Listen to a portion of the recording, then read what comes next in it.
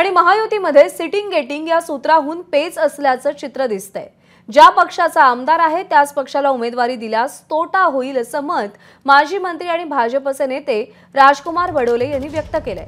महायुतीमध्ये सर्वे घेऊन मतदारांचा कौल लक्षात घेऊन उमेदवार द्यावा अशी मागणी बडोले यांनी केली आहे। विशेष म्हणजे राजकुमार बडोले यांचा मोरगाव अर्जुनी मतदारसंघावर भाजप आणि राष्ट्रवादी काँग्रेस दोन्ही पक्ष दावा करत आहेत।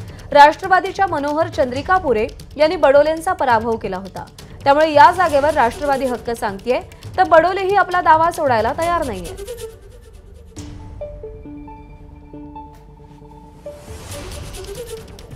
सामान्यांना काय वाटते, कोण आमदार असला पाहिजे, कोणाला तिकीट गेली पाहिजे, हा जो साधारणतः एक सर्वे असतो तो भारतीय जनता पक्षामध्ये हा प्रचंड मोठ्या प्रमाणामध्ये एक प्रक्रिया आहे आणि त्या प्रक्रियेतून भारतीय जनता पक्ष सातत्याने जात असतोय।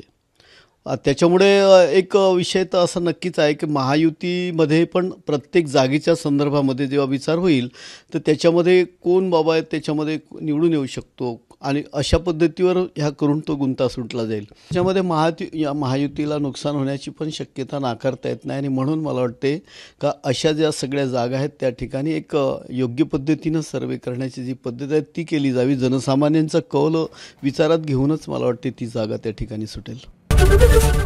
एबीपी माझा, उघडा डोळे बघा नीट।